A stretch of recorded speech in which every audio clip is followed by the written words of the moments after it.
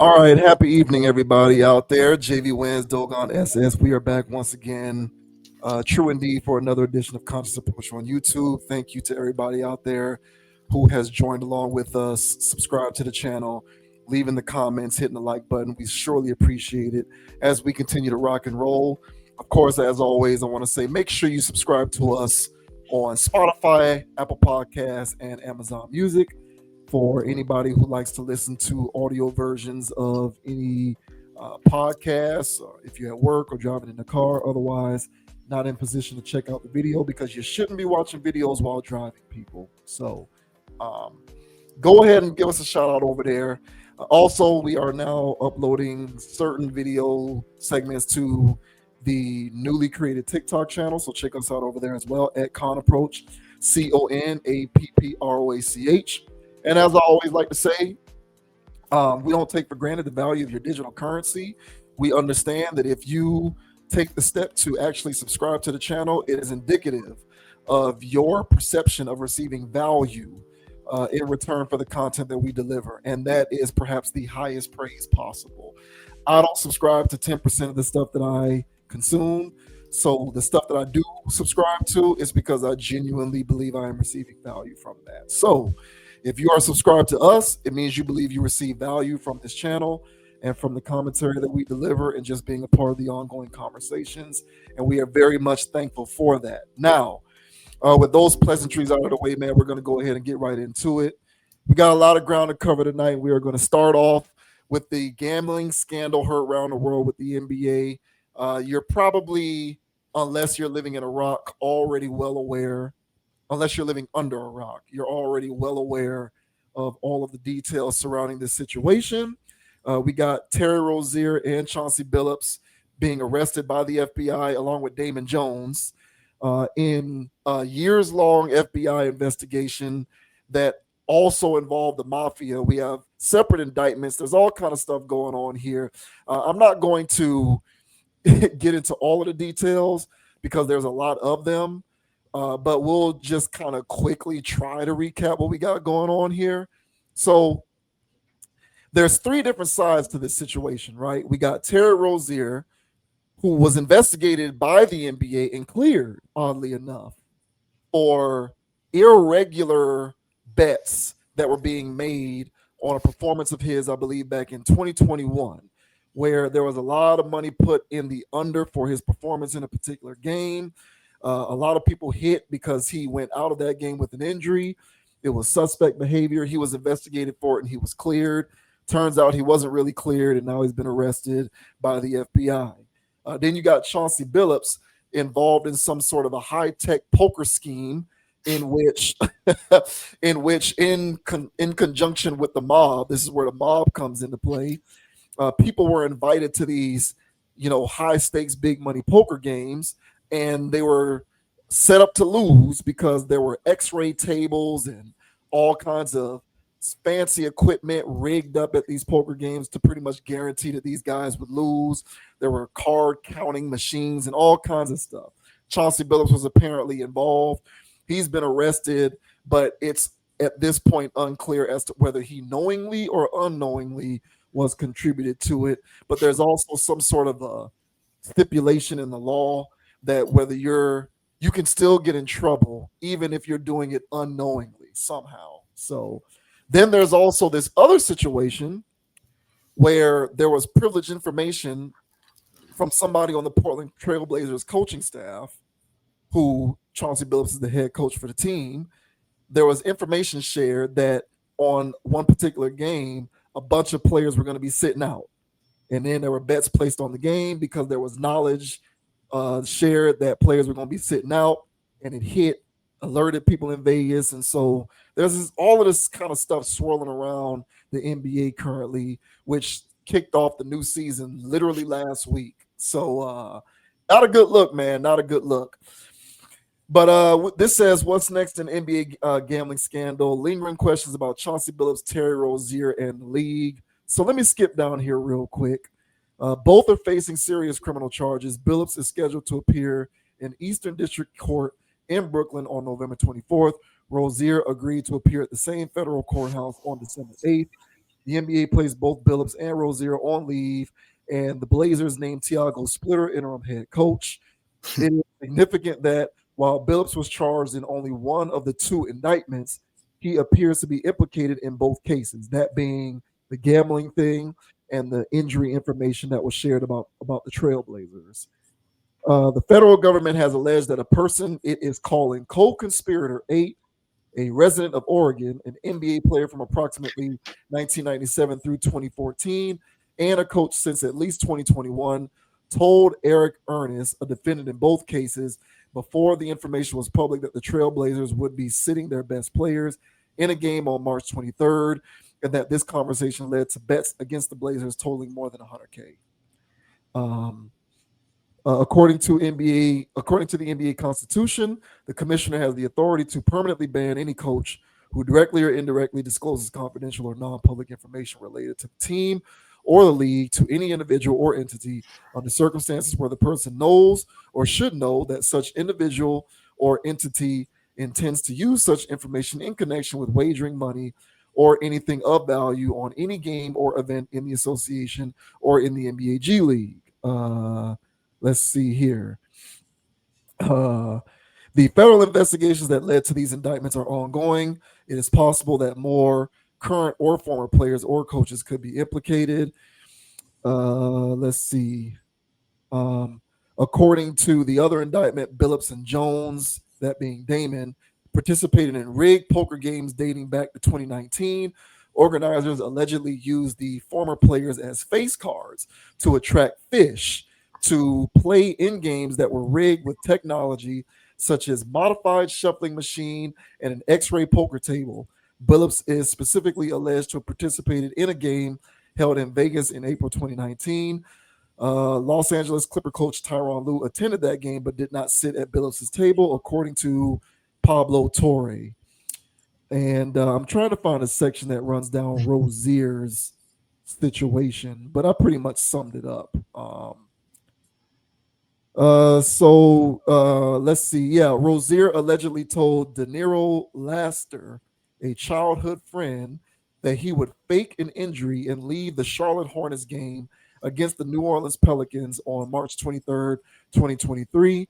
And Laster allegedly sold that information to Mars Fairley, who allegedly shared it with Charles Hennon. It also alleged that when Porter planned to remove himself from two games in 2024, Hennon shared that information with Fairley. Hennon allegedly placed multiple bets on Rozier's unders and directed a network of associates to do the same. Among the unnamed co-conspirators who allegedly bet on Rozier's unders is one of Rozier's relatives who had previously placed dozens of prop bets related to Rozier, but until then exclusively bet the over. So yeah, man, all relevant links, of course, will be in the description of this video. I'm not going to read that entire thing because it is quite lengthy, but that gives you the general idea.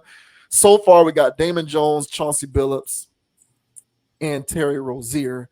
And this is like looking like some big time ongoing RICO level conspiracy within the NBA involving sports betting and gambling.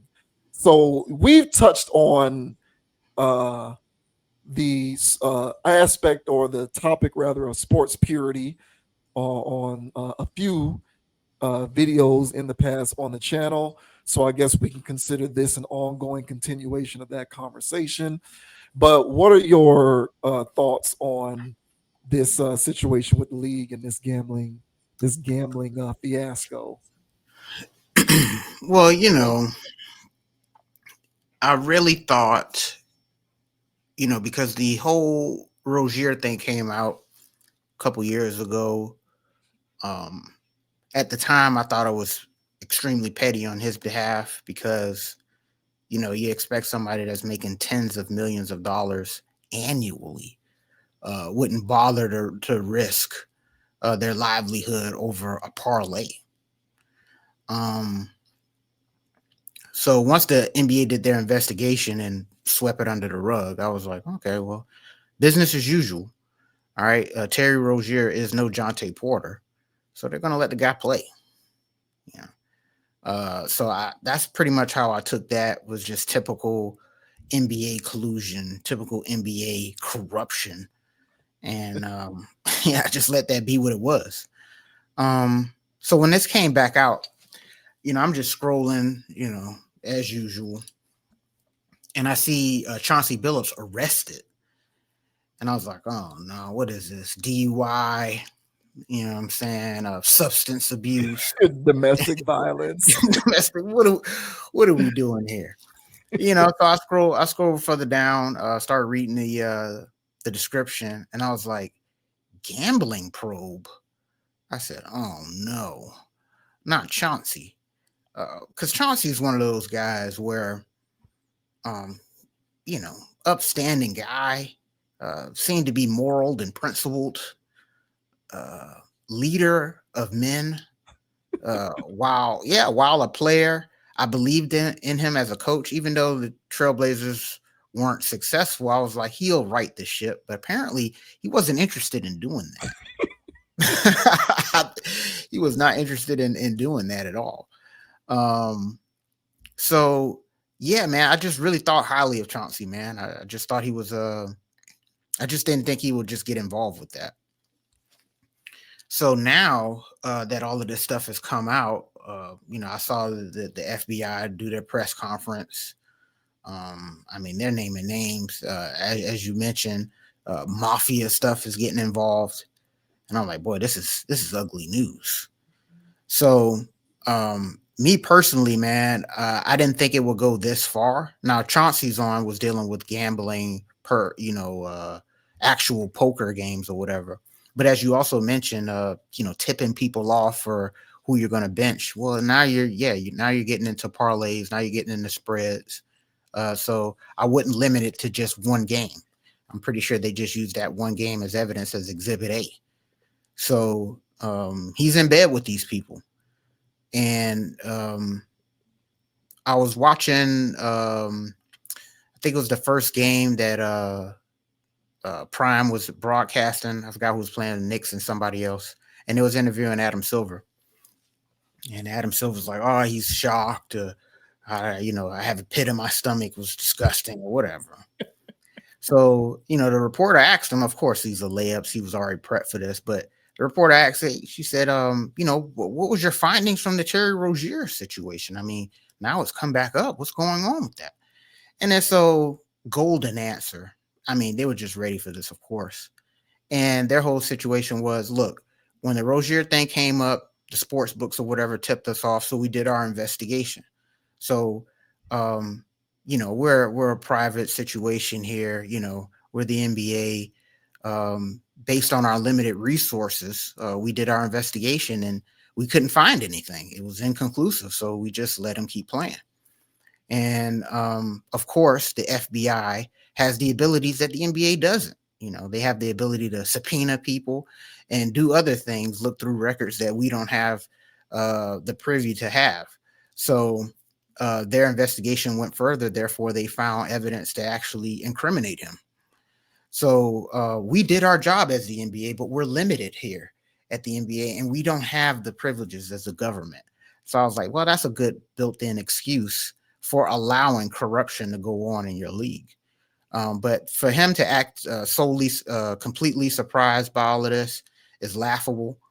I know that the Mafia is intimately involved with the NBA, with the NFL, with professional sports. This is how these guys get down. It's one of their side hustles. So, yeah, man, all in all, I think that this is business as usual for these professional athletes to be caught up in these situations. I didn't know the extent of it, but after hearing some of these stories, I'm not surprised by it.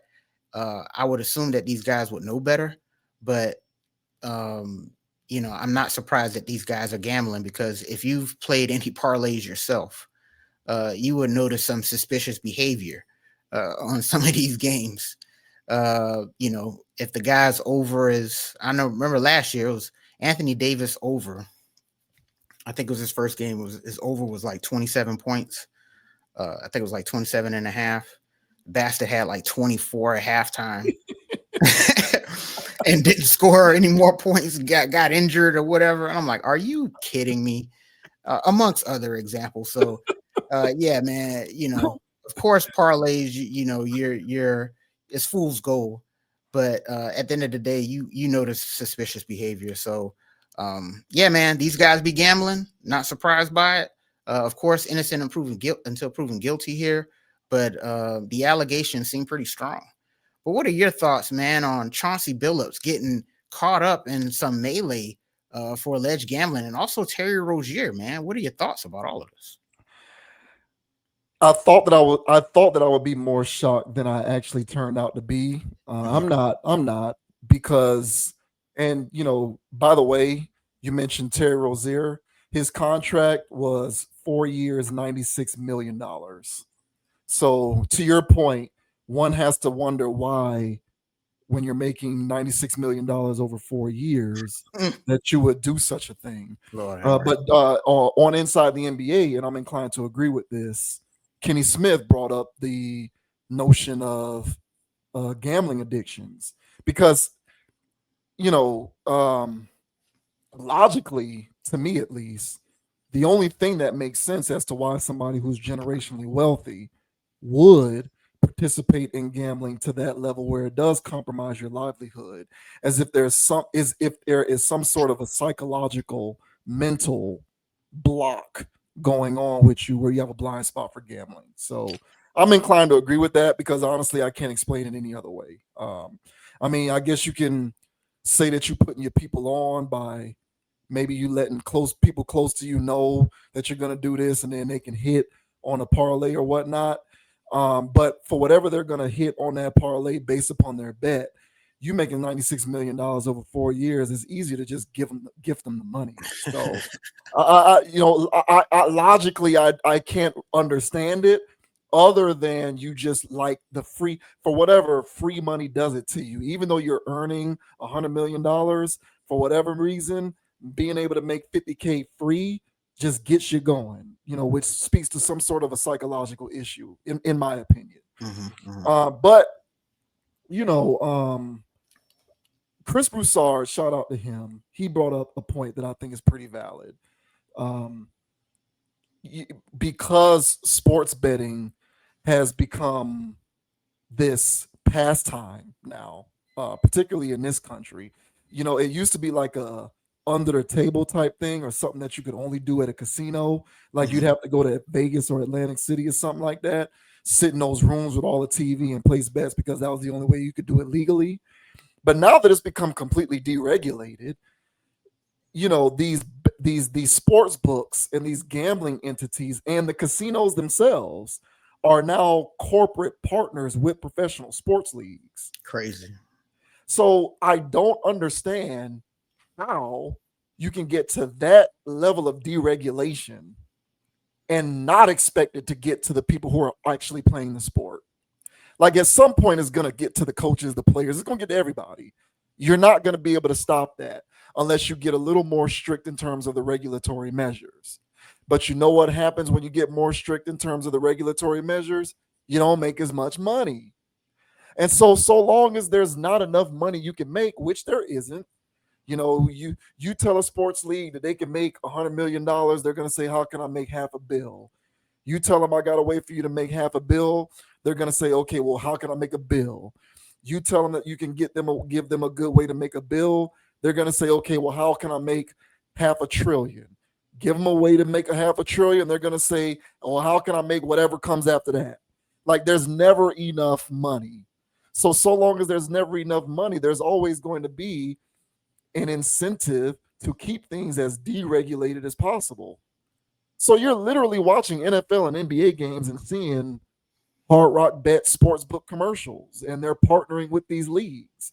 Their logos are on the courts and on helmets and uniforms and jerseys. Like when you get that embedded in terms of a partnership, how do you expect for there to not be a conflict of interest? So, like, this to me is a systemic issue.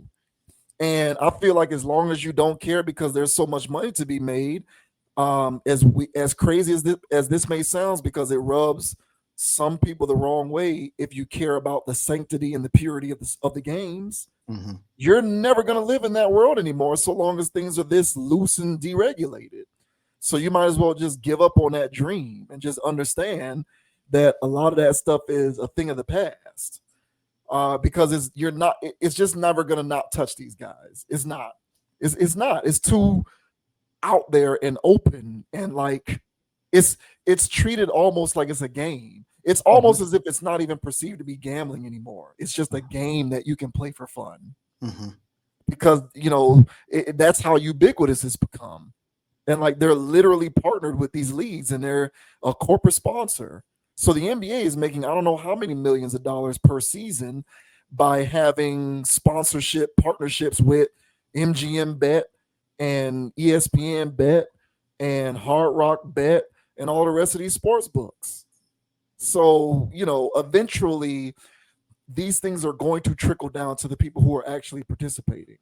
And if you tell somebody all you got to do is say, "Oh, I got a cold, an illness, I pulled my hamstring and I can't play for 2 to 3 weeks," and they'll be able to come up on some more petty cash, it's hard to prevent that.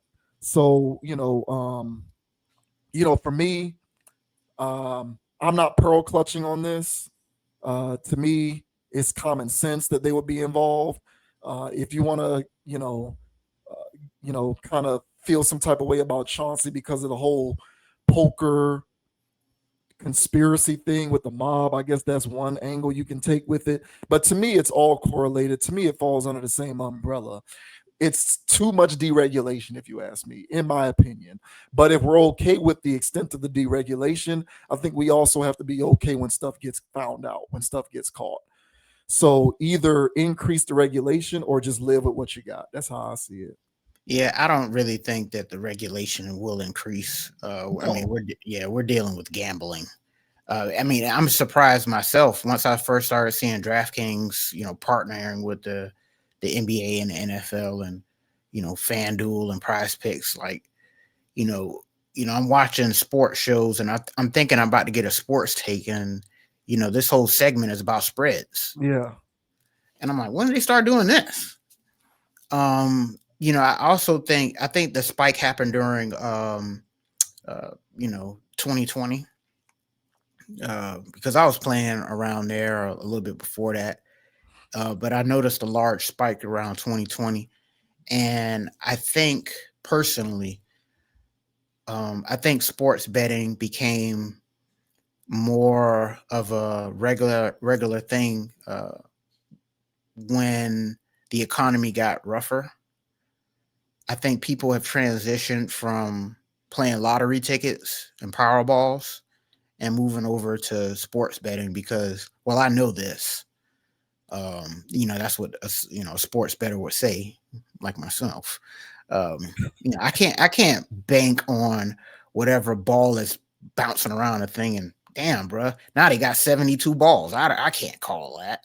So, but I only got to pick 8 players, for my DraftKings lineup, or I only got to pick 3 people to go over or under on a parlay for me to cash. So I think people looked at it as their own. It's the new form of lottery, and when uh, once it became more popularized, because I already felt like people was already doing this long before these apps and all of these partnerships that happen.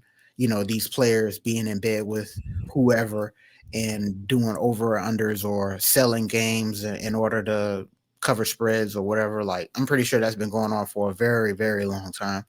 But I think it is definitely heightened to the point where it's not just that guy over there or that guy over there. It's becoming replete throughout all sports. Yeah, yeah. Um, When you that's the thing. It's the prevalence of it. When it becomes a game, like when it mhm, becomes a pastime, because I think the perception of it now, if you watch a lot of these ads and these commercials, and you kind of see the way that they're promoting it, it's promoted like you're going to the arcade to play video games. correct. That's the way it's promoted.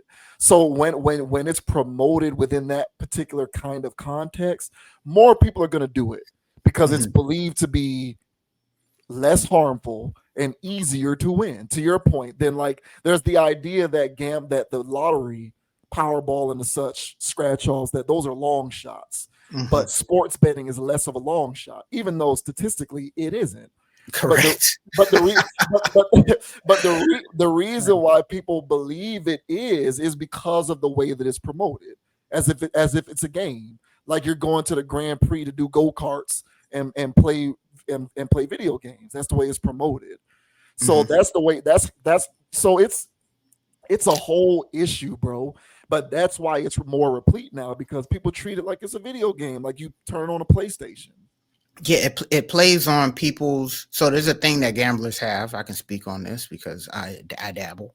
It's a thing that gamblers have of, I know ball.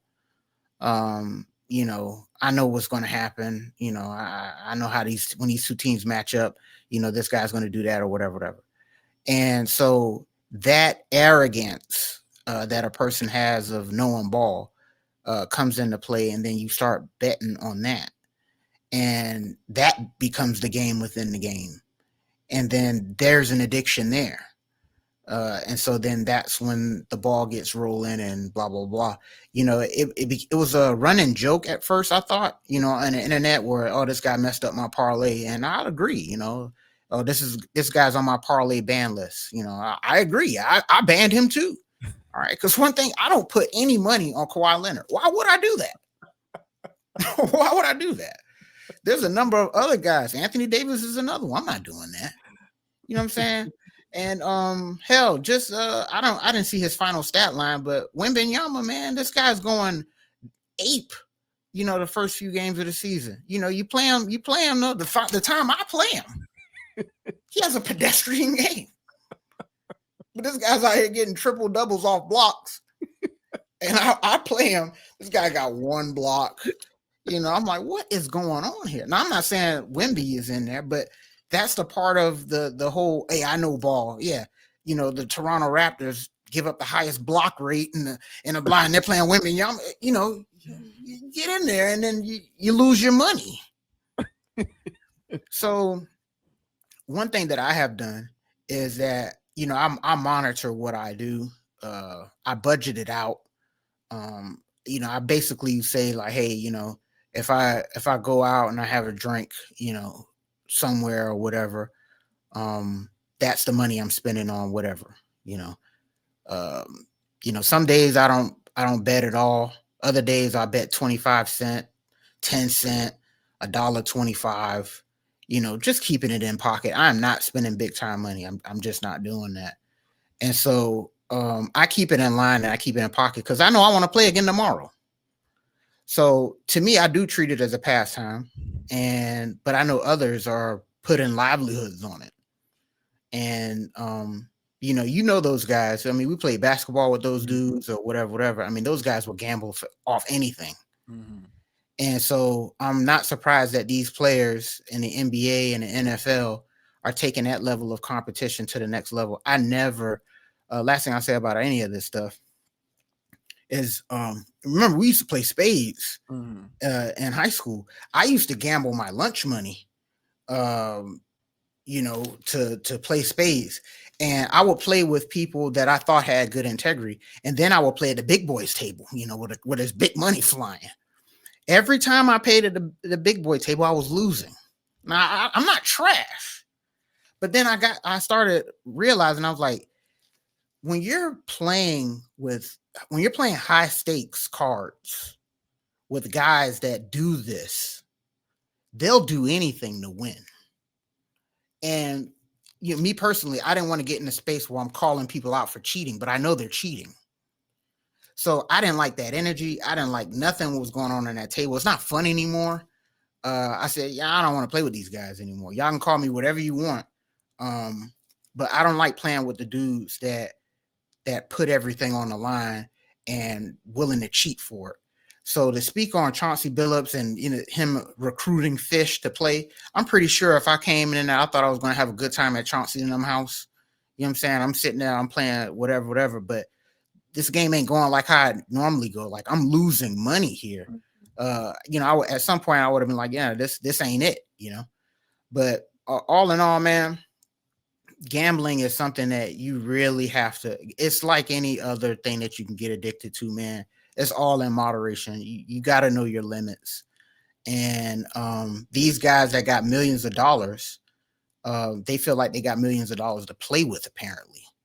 And their limit is millions of dollars, which is, that's dangerous stuff. So, yeah, I hear people talk about, these guys' competitive spirit, and, it ties into that. And, I guess, but, yeah, man, I really think that these guys need help. Yeah. $96 million. That's insane, bro. So, wishing these dudes the best, I guess. But anybody else out there, man, if y'all, if y'all feel like y'all putting a little bit too much on these wagers, man, do what I do, man, and just do minimum bets, bro. And that way you can still scratch your itch. But you ain't losing the house, you know. Yeah, those are good. Those are sage words of advice, but you have to remember telling somebody who can't have a drink to To have one drink. yes, telling telling somebody who can't telling somebody who can't even smell alcohol to Hmm. limit it to 1 to 2 drinks max when they go out. It's not going to happen. That person's Yeah. going to have one drink, and that one drink's going to turn into 10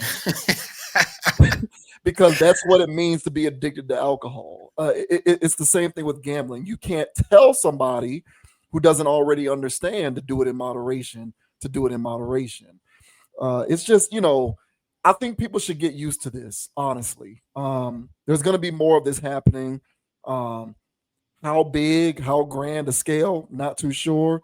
But you're going to start seeing more of it. It can start off with little people like Jonte Porter who don't, Hmm. register very highly on the Richter scale. Hmm. But then you're going to get people like Jameson Williams, Hmm. and it's going to get worse. And then it's going to get Terry Rozier, Chauncey Billups.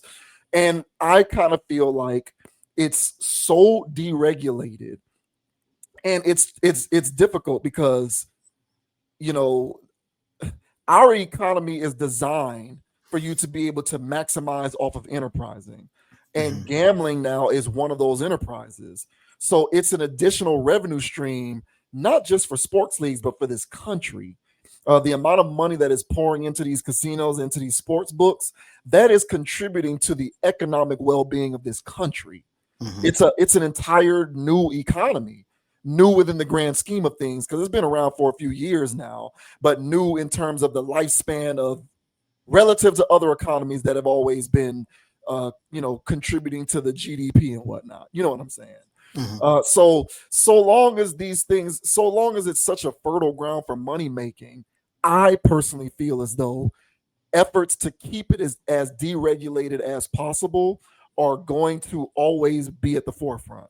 And so long as it remains so deregulated, people are going to get involved, including people who are participating in the sports. So I kind of feel like people should get used to it. Now, what does that mean in terms of your perception of the purity of the games? That's something that you're going to have to answer for yourself. Everybody has different levels of tolerance in terms of, like, how pure or non-corrupted was the outcome of this game that I cared a lot about. You're going to have to reconcile that for yourself.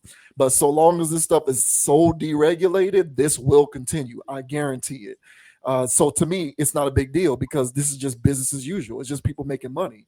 Unfortunately, it's just trickled into professional sports on this level because of how widespread this sports booking and this sports betting has become. And you can't do nothing about it. Like, how can you effectively police this stuff to the level where you want the games to continue to be pure when these sports books are actually corporate sponsors of these leagues? Like, I don't see how you can do that. I don't see how DraftKings can be a sponsor of the NFL and the NBA, but you still think that these games are always going to be on the up and up all the time. It's just not going to happen, man. So that's my whole thing with it. They've done a very effective job of positioning sports betting as if you're going to the arcade to play video games. And really, when you think about it, when we used to go to the arcade, you did lose money. You lost Now, money. now we played video games, so I guess it wasn't as harmful because maybe intrinsically we get rewarded via playing the game or winning the game. But you had to put quarters and dollars into the machine to play. You lost money going to the arcade. Mm-hmm. And they've positioned gambling to be the same thing, Mm-hmm. where it's like, oh, place a couple bets. If you lose, just try it again. Don't worry about the fact that you lost this money. Meanwhile, if you total how much money you lost over the course of a year, Yep. depending on the level of which you did it, you're looking at thousands of dollars, if not Yep. more. Yep. Yep. Yep. Yep. So I say people, get ready for more. If you're a pearl clutcher, I would say let the pearl go. You need to cease clutching it because these sports books are partnering with these leagues. They're making money hand over fist, and so the corruption is going to come along with it. It's just a part of the process, I feel. Yeah, man. Well said, bro. So, yeah, man. I said my piece, man. As far as somebody that's been doing, I've been doing these things with DraftKings since for like last, I don't know, 7 years, almost 8 years. And I'm pretty sure I'm in the thousands of money, of loss since then. I'm not afraid to say that. But the way I look at it is how many thousands? I don't know, two in 7 years. That's not a bad rate. That's not bad. Yeah. People are losing that in one parlay. Yeah, I'm not doing that. Hey, because on Prize Picks, which is a dirty game, man. Don't Prize Picks is dirty, bro. Because when you do that thing and you fill out your little thing, they already got the 20 baked in there. You have to change it from $20 to $5, the minimum bet, and that $20, and they say, hey man, you can win $1,000 with this 20. I'm like, I'm not doing I'm not doing it, man. So I do $5 bets on Prize Picks, but yeah, man, I've lost money on DraftKings, man, but I've also won a lot. So overall, I would say that I didn't completely break even, but gambling is a break even sport if you play it in moderation, I believe, and if you play it smart. So my whole thing is to not get into depositing. So if I make a deposit of let's say $15, I'm not trying to deposit again for a few months. So that money that I lost over the time, it was money in my account, not money from my account. So yeah, I did lose that much and I did wage that much. So if I did lose $2,000, I lost $2,000 on DraftKings, but that's not $2,000 from my banking account. So you just gotta play it how you play it, man. But yeah, y'all be safe out there, man. They gambling. I'm pretty sure you guys are aware of that if you're already putting parlays out there. So just be safe, be wise, man. And yeah, literally don't try to treat it as a side hustle. Literally treat it like, going through a drive-through. Yeah, and don't get too emotionally invested in the outcome of the No, game. please do not, bro. I've seen crazy videos, people Yeah, smashing TVs like yeah, that. Don't let this stuff get to you, man. yeah. Because that would be my words of wisdom is, and I've had to learn this myself. So I'm actually speaking from personal experience.